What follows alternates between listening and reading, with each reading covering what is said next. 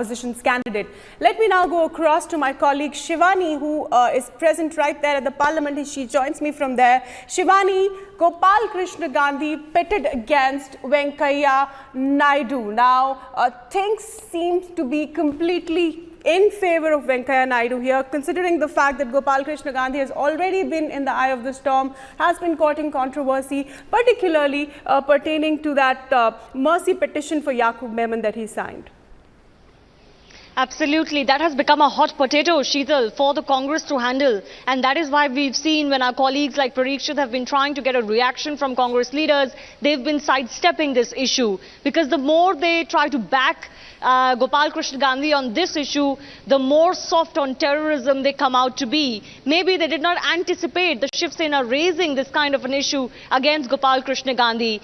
But the BJP has also been very clever in pitching this as a fight against Venkaiah Naidu, who not only has a very distinguished political career, is liked and appreciated and admired by all parties, but also a farmer's son versus Mahatma Gandhi's grandson. This is once again, not in very overt ways, but in subtle ways, the fight against dynasty. Not to take anything away from Gopal Krishna Gandhi, and he's a man of his own making, but he is Mahatma Gandhi's grandson. He does carry that surname, and of course comes from a privileged background, versus Venkaiah Naidu, Sheetal, as he was speaking to the media, talking about how he has no great family history. He comes from a very common background. His mother passed away when he was very young.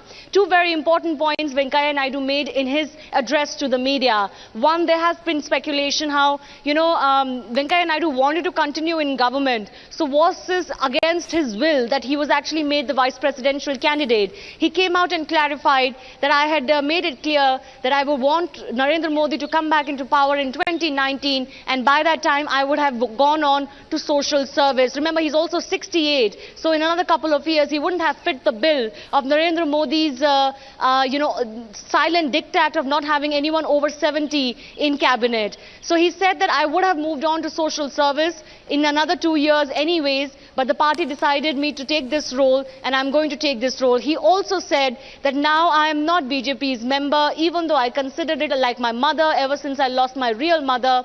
I am above party now. I am no longer BJP's member, and these are the values of the presidential's, vice presidential's post that I will have to adhere to, Sheetal.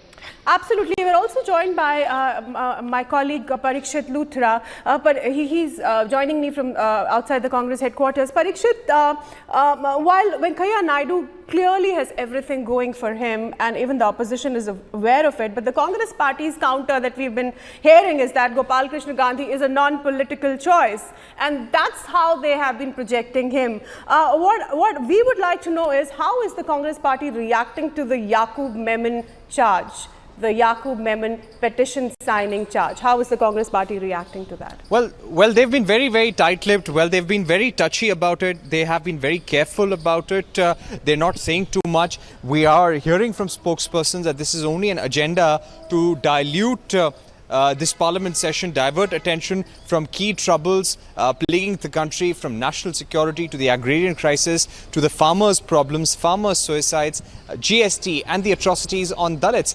They say that the government knew very well that there's going to be ruckus in parliament over mob lynching, over cow vigilantism, and they have deliberately devised this strategy to make the Shiv Sena make such a statement, such a communal statement about Gopal Krishna Gandhi. This is only a diversionary tactic. But the fact is, nobody is really coming on record to say something like that.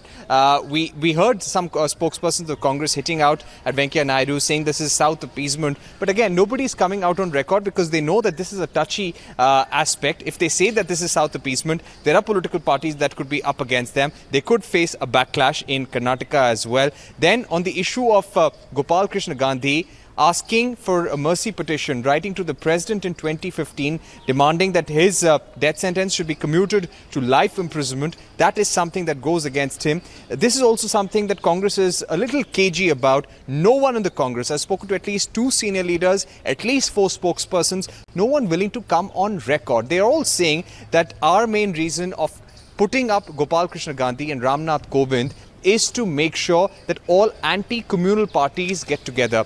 It's quite clear that they do not have the numbers. Yes, they're hoping that opposition will come together, but they're using this plank, this anti-communal plank, to keep the opposition together. But we have seen in the past, just with the presidential election yesterday, Sheetal, yeah, the how opposition we is didn't a have divided parties house, like the very JDU, much the a divided Samajwadi house. Party, the NCP, supporting them just the way they wanted to. So it's a tough game for the Congress. They'll have to keep their flock together, and they're hoping for a larger opposition unity on the floor of the House with this anti-communal divide or anti-communalism plank in this parliament.